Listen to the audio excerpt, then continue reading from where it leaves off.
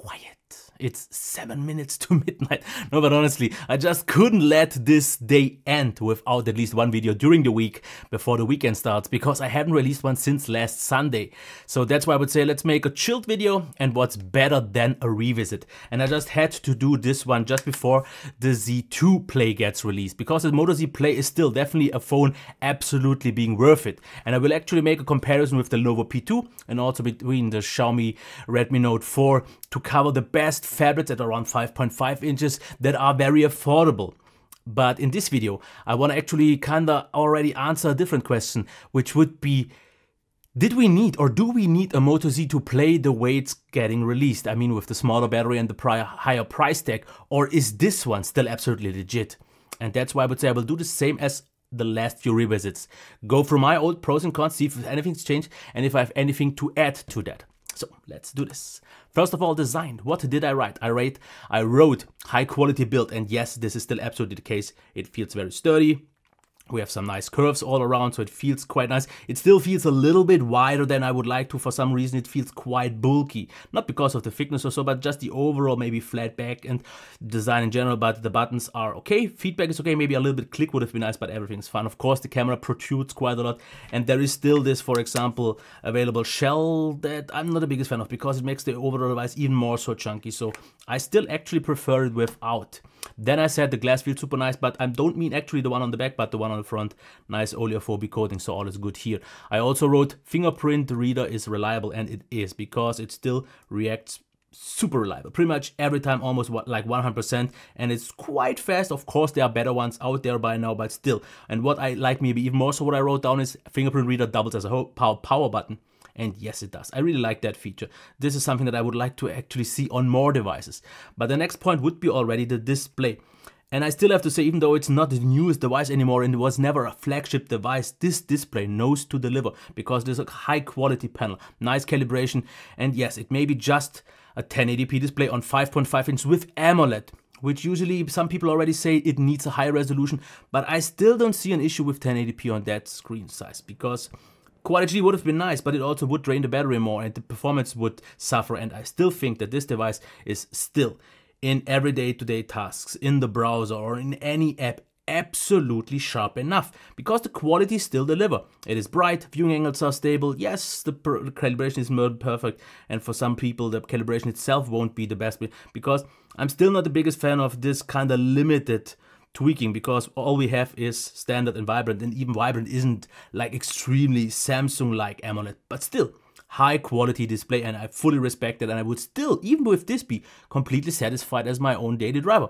The next thing, a loud and clear speaker.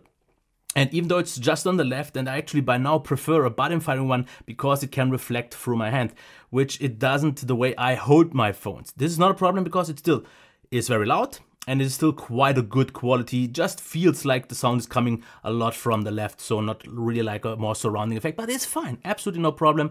The headphone jack is still one of the better ones, not quite the very best ones, but definitely noticeably above average. The next thing would be, I wrote that down, I said flagship level performance.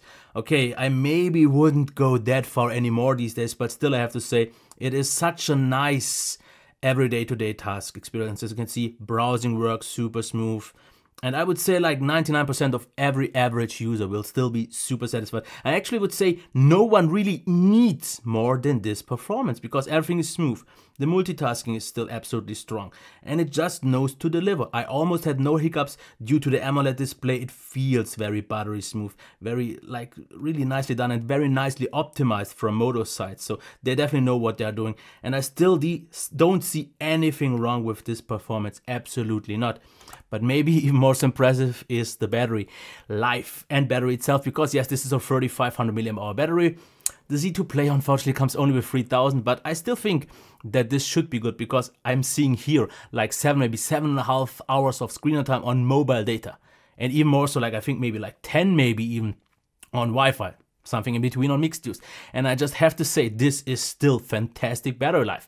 So even if we have maybe 500 less, I think the Z2 Play will deliver. And if not, you can get something like a battery mod and you should be fine. So I wouldn't worry too much about it. But the way it is, this phone has fantastic battery life. It's maybe not the most compact one, but it still delivers. The next thing, software. And yes, I've said already quite a few times that I'm not the biggest fan of such a stock Android feel, because yes, what it's nice is we have Moto display that turns on the screen if it gets some notifications and so on. And this is nice. Of course, the launcher works fine. We have the stock quick settings that can be rearranged. And you pretty much don't get any extra features. All you pretty much get are the ones that you get here in the Moto app. So what you get is actions, voice, and display. So nothing super interesting, but what you actually also get is quite, I would say, recent updates, because if I just check what I have here, I'm running 7.0. Of course, it's not crazy new in terms of security patch April. I don't think that's bad, and I don't think 7.1.1 would really make a difference, so this is fine. And it got to the update actually quite quickly. I'm not quite sure what I reviewed the first time. I think it was still on Marshmallow, so I didn't really notice a difference. And the next thing that I wrote down is enhanced stockish Android, which it is. Camera can be quite good, which is still absolutely the case. Yes, it's not the very best camera, and even in this price range there are already better ones out there, but not with the high build quality, the display, the speaker, and the performance. So you maybe get these on a higher level, but therefore sacrifice, like for example also on the Lenovo P2 in terms of camera, but this one is still noticeably better. The next thing, Moto mods. What I meant here is, yes, you have things like the shell, you have things like the projector, the JBL speaker, which all of them are nice, but the next thing is also actually my more important thing is great modless experience, because I used it without anything and it was still a great experience. I don't need anything. But it is cool that we have this feature. Now, what's on the not so good side? Bulky. This is still one thing that irks me quite a lot, because we have a 3500 mAh battery. And this device feels still kinda more unwieldy or harder to use in the hand, like a Lenovo P2 that has a 5100 mAh battery. So I'm not quite so sure about that. I didn't really like this the first time already, because it feels very wide. If you have no problem with bigger phones, just don't worry about that. Then sharp edges. This was something that I was actually a little bit more annoyed the first time, because now I felt them, but the second time I've used this phone for a little bit longer, I didn't really mind it. So this is actually something that improved, and I think that was something that I complained in the review about. But if I would have used this phone for longer, maybe like 3, 4, 5, 6 weeks, or as my daily driver, this at some point would be something that I maybe wouldn't have even mentioned. Maybe I would have, but not really emphasized a lot on it. The next thing, aggressive dose. Back then I noticed that. I'm not quite so sure if this still is the case, because it didn't really felt so extreme to me, but maybe I just didn't get so many notifications in general. So the next thing, mixed camera results. Like I said, it is a solid camera, good camera. It can be sometimes even very, very good, but it's never something super great. So I actually don't really have anything to note here any further, because I actually want to get to the point, not to make this video too long. Do we need a Moto Z2 Play? Well, that's something I actually can't properly answer until I have it. But what I see right now is a phone that maybe won't perform quite as good as the Moto Z2 Play, because that after all has the Snapdragon 626, which should be like 10-15% better. Not quite so sure about the efficiency, but this still is a great phone. And that's why it will be in my best affordable 5.5 inches comparison, along with the P2 and the Xiaomi Note 4, because whenever someone asks me about a 5.5 inch that is still affordable with overall great qualities and superb battery life with good performance and everything else, I still recommend either this, the P2, or the Xiaomi Redmi Note 4. Which exactly of those is the better one, or the most fitting one to you? This is something we will cover soon, but I can still absolutely wholeheartedly easily recommend this phone, because it does nothing wrong. It's not my personal first choice, but maybe just because of the design, that is just something that the Lenovo P2 does better. But this one does also a few things better than the P2, and vice versa and all that. And like I said, I will just tease this, check the comparison maybe in like a week or so, that should come up. But just getting back to this and the Lenovo Z2 Play, I hope I will get it in time to maybe compare them side by side. But from what I see, this one has the way better value right now, and I don't think the Z2 Play can bring up so much extreme in terms of advantages. Maybe the better camera and so on, the smaller design, I mean just maybe thinner, because the overall shape has to be the same, because the Moto mods work. But if you find it for a good price at around 300, there is still nothing wrong, but so much right you can do with this one. And not to take this any further, I hope this video helps still.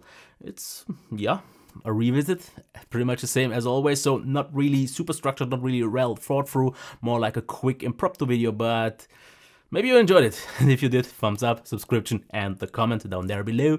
And like I said, sometimes I want to just keep it a little bit fresh, keep it a little bit more casual, and maybe you enjoyed this. And if you want more kind of reviews like this, with my hands shaking all around, I will stop this now because we've crossed 10 minutes. Bye.